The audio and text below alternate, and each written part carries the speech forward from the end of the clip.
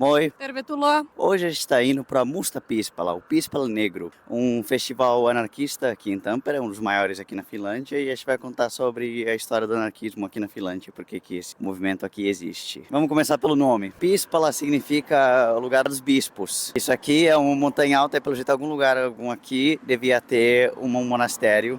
Alguma coisa assim. Aí esse bairro é chamado de bairro de Pispala. E preto, evidentemente, do festival vem do anarquismo, que a bandeira do anarquismo é o preto. Às vezes preto e vermelho, dependendo quanto comunista o anarquista é, porque não são todos. E por acaso a roupa que eu tenho aqui, vermelho e preto, representando o Brasil, porque hoje coincidência também, mas o Trump resolveu tarifar o Brasil, então estamos em um momento patriótico. Finalmente o Lula deu motivo de orgulho pra gente hoje de novo. Eu finalmente tô usando a brusinha, né?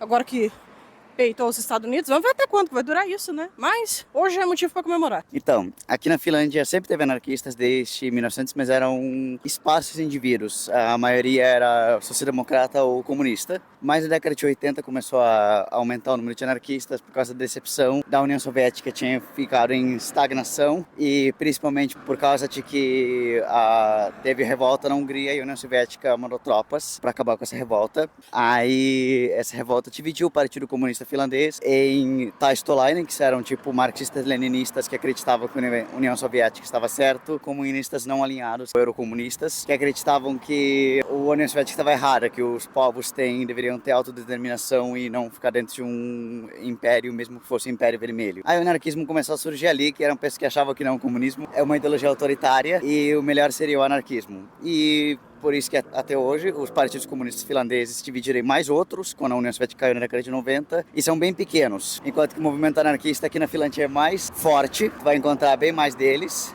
Eles têm uma forte mobilização também maior, e isso é também por causa da ideologia deles, que eles acreditam que a revolução pode ser feita ocupando espaços e criando espaços libertadores. E esse festival de Pispala é um desses festivais que eles pegam vários diferentes casas aqui em Tampere e transformam em lugar onde tem comida, workshops, bandas e palestras. Está vindo numa palestra sobre unir os movimentos do Norte Global e do Sul Global para workshop, como é que poderia fazer movimento de solidariedade melhor. Aí qual é a diferença entre anarquismo e comunismo? Assim, na base, os dois não querem Estado e querem que os trabalhadores sejam donos dos meios de produção. A diferença da anarquista é que anarquistas não acreditam em um partido vanguarda ou que o Estado possa resolver o problema. Anarquistas querem pular o Estado e só destruir o Estado e tentar organizar uma sociedade não hierárquica de vários grupos independentes uma da outra que se juntam para criar uma sociedade funcional. Principalmente se acredita que sindicatos possam ser os núcleos desses grupos e até quando a União Soviética surgiu na Revolução bolchevique, os soviéticos eram justo fábricas dominadas por trabalhadores e cada um elegia representantes e eles negociavam como girar o Estado. Mas, no da década de 20, os bolcheviques começaram a centralizar o poder para o Estado e burocratizar o sistema e tirar o poder dos soviéticos. Então o nome da União Soviética é tipo Kissius, de um tempo mais egalitário e menos estatal. E por isso até hoje anarquistas e comunistas ficam brigando pelo quem que matou quem na Guerra Civil da Espanha ou na Guerra Civil Russa ou na revolta de Kronstadt, na Mar do Norte. A briga existe até hoje, mas acho que é mais diminuído, aqui na Finlândia principalmente. Todos os anarquistas são fundamentalmente comunistas, tipo, acreditam no Marx e na sua teoria, porque tem anarquistas que rejeitam até ele, como por exemplo Noam Chomsky, que acha que o Marx não era intelectual, era um homem muito autoritário, falava da ditadura do proletariado. A prevalência do anarquismo aqui na Finlândia é um fato curioso em si, porque finlandeses são conhecidos como pessoas que obedecem às regras. Então, ter uma ideologia que é sobre não obedecer regras e não ter regra nenhuma, é interessante que tenha esse fenômeno, mas tem. Evidentemente que percentualmente o anarquismo aqui na Finlândia é uma ideologia extremamente marginal, mas você vai encontrar muito mais anarquistas e eventos anarquistas aqui na Finlândia do que comunistas. Então, nessa parte, ele é uma ideologia bastante, assim, como é que se falaria, barulhenta aqui na Finlândia, você não tem como não perceber que ela existe. Evidentemente que a maioria dos finlandeses são social-democratas, então nessa parte, essa ideologia é maior e tu vai ver muito menos comunistas aqui do que anarquistas, como eu já falei. Mas tem que lembrar que na época antes do cristianismo, os finlandeses viviam viviam justo em pequenas sociedades comunitárias e anarquismo justo é baseado na ideia de que esse é o estado natural do ser humano e viver em pequenas comunidades sem hierarquias, onde as pessoas juntas decidem as coisas. No anarquismo se acredita que a antropologia prova que anarquismo é uma ideologia correta para o mundo, e nessa parte os finlandeses são um povo coletivista, essa parte que aqui tem essa coisa de, por exemplo, a vizinhança a limpar junto o pátio o prédio, nas escolas também, crianças tiram o lixo num dia determinado.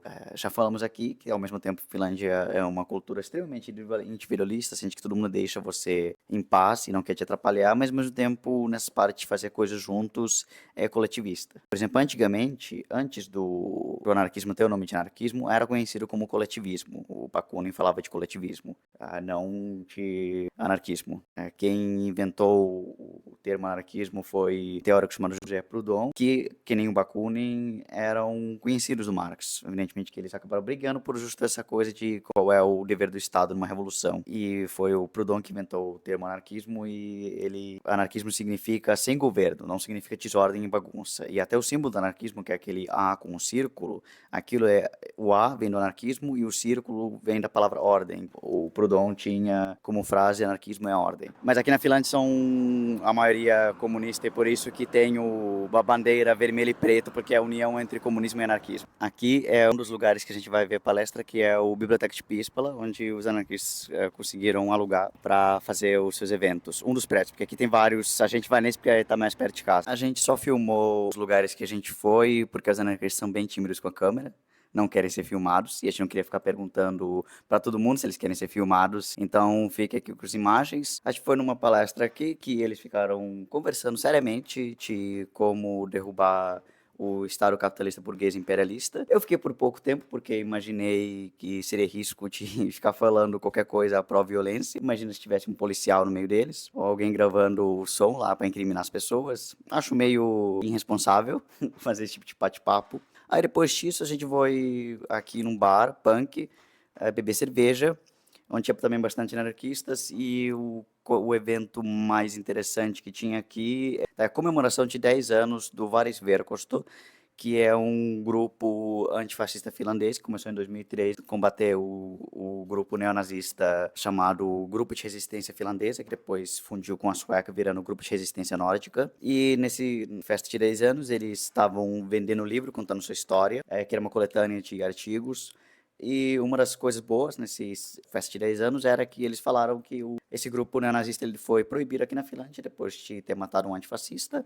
Então eles conseguiram fazer o trabalho deles, de acabar. Eles falaram assim, esse grupo nazista não existe mais, e enquanto que o grupo antifascista ainda existe. Agora os desafios aqui na Finlândia são outros com os anarquistas. Tem a extrema-direita parlamentar, que eu espero Suomalainen. Eles não dá para combater com violência direta, então tem que ser outras maneiras. Também tem um grupo neofascista chamado Grupo Preto Azul, Cine Mustali, que também não é um grupo violento de rua, que nem o Resistência Nórdica, então também não vale a pena combater eles com violência.